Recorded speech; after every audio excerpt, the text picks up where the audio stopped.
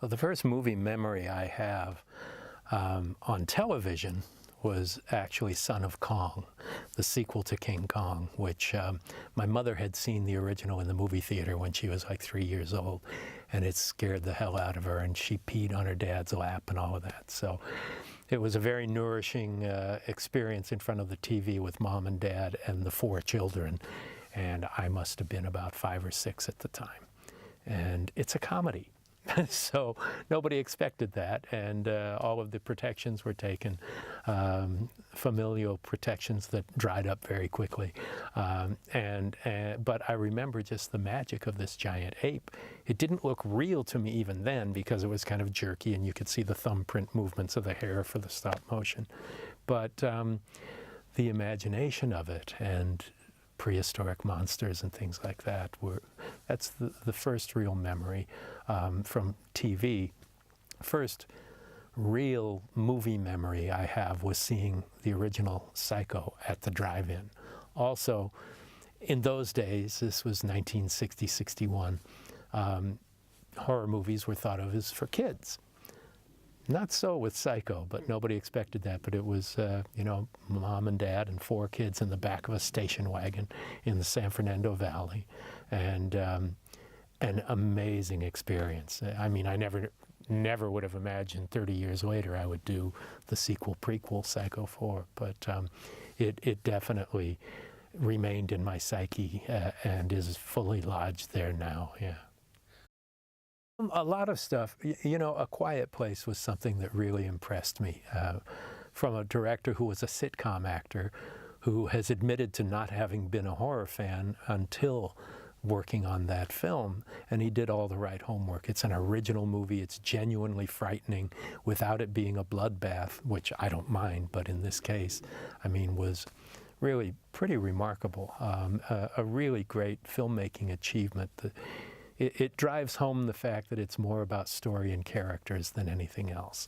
And I think it's a PG-13 in the States, which is, you know, not exactly a warning ahead, but just it's so imaginatively made and so subtle, and I really loved it.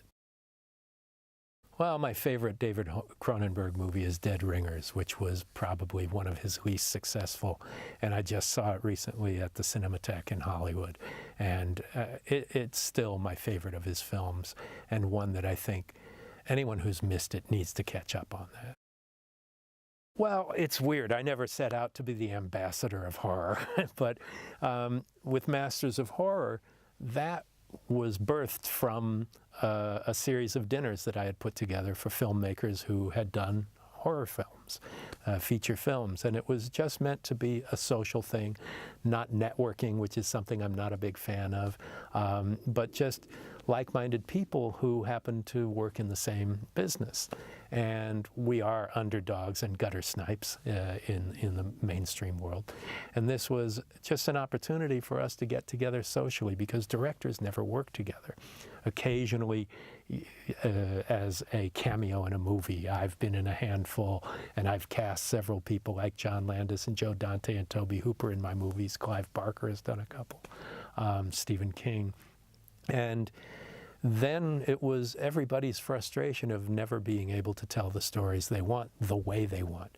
And so the idea that I came up with was to give them their voice, but not let any interference take place. So Masters of Horror, the pitch was, you get the greatest people in horror filmmaking. You get John Carpenter and Tobe Hooper and John Landis, Stuart Gordon, Don Coscarelli, but you can't tell them what to do. And it worked. We pitched it and sold it right away, eventually. And so that worked really well. Everybody had a really great time, even people who were leery about it, like John Carpenter, who had pretty much retired because of the bullshit of the Hollywood community.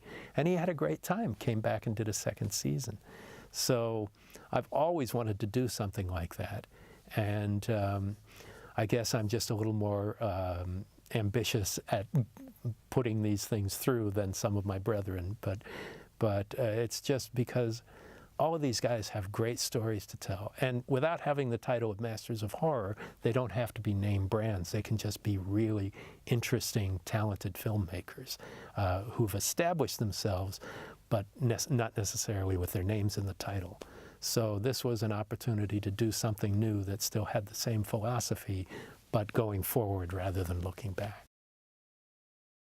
Oh, you know, because I've been doing it for so long, every time is like a new discovery, you know, and I want it to be like that. I know people with who do what I do and have hair color the same as mine, who, you know, they don't feel rebirthed each time. Tobe Hooper, bless his soul, was a guy who every time he started a movie, he was a 25-year-old. He was always looking at what the changes in technology have been, and it was always riding the crest of the wave and trying to find a new way to do it and be in the midst of evolution, personal as well as technological. And that's something I strive for as well. I always am terrified when I start something new that I'm going to fuck it up, and sometimes I do, but you know, the opportunity of learning new things and doing new things. I mean, recently I did a couple of episodes of Once Upon a Time, which is something totally outside of my realm of experience, doing all this fairy book fantasy kind of thing. I had the time of my life. I worked with Robert Carlyle and other actors who I loved. But, you know, the first time directing on Amazing Stories, I had directed a Disney TV movie before that was the first thing I ever directed. And it was not very good, although it did well. But showing Steven Spielberg the episode I directed of Amazing Stories after having been a writer on the show, and having him sit there behind me watching it in the screening room, which is about this size at Amblin, his production company, and listening to him react and just thinking, what am I doing, you know, and gripping my wife's hand on one side and my agent's hand on the other. And it went so well. Stephen just raved about it. It was incredible. That's a memory I will take to the grave. Showing Anthony Perkins' Psycho 4 in the Alfred Hitchcock Theater on the Universal lot after having had so many challenging experiences with him making the film, a film that he wanted to direct, but the studio wouldn't let him. And here's the director of Critters 2 is directing it instead, and having him, when the lights come up, raving about it, you know, justifying all that work that went into it. Those are things that, you know, you never forget. Production and all the technical things and meeting actors and working with actors, all of that stuff is fantastic. But those moments where you realize that it mattered, what you did made a difference, and that somebody appreciates the what you brought to it personally, that's something that is unbelievably humbling and gratifying at the same time. Yeah, the Wes Craven and Tobe Hooper ones, those were done as television interviews of the original postmortem. And those were really, really special. Wes was a friend. Tobe was a very close friend, one of my closest. And it was totally unexpected what happened with him. And listening to them talk about their hopes and dreams and the things that they still want to achieve late in their careers really is emotional. Some of the things I've learned the most from was Peter Medak had such an amazing history, and we could have talked for 3 hours and still barely dented the surface. I learned from all of them, and that's one of the reasons I do it. It's certainly not to make a living in the world of podcasts. That's not possible. But like I said earlier, directors never work together. And the opportunity to be an inquisitor without being a journalist, but being a filmmaker, so that it's, if not peers at the same level, at least we do the same job. Just learning how different people approach it and what their influences were and what drives their choices and all of that stuff. you know, is I want to be learning the rest of my life, especially because I want to be doing it for the rest of my life.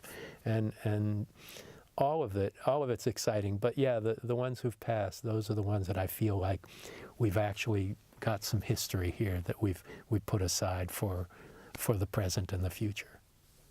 I just finally, I always like to ask. Well, it's kind of surprising how many scripts that writers, even successful writers, write that never get made, which is one of the reasons I've turned to writing fiction as well. I mean, I started doing that when I was 12 years old. But I wrote a book called Salome. That's kind of a Hollywood desert noir murder mystery. And I would love to make that a movie. It's not a horror movie. It's not a horror novel. But there are horrific elements to it. But I would love to do something along those lines. And the reason I wrote it was because it wouldn't be a movie. But now that I have written it, it's been published, it's out there, it's something I would really like to do. It's a kind of movie I love to watch, a Red Rock West kind of thing. But I would really like to make it, especially because of its Hollywood roots.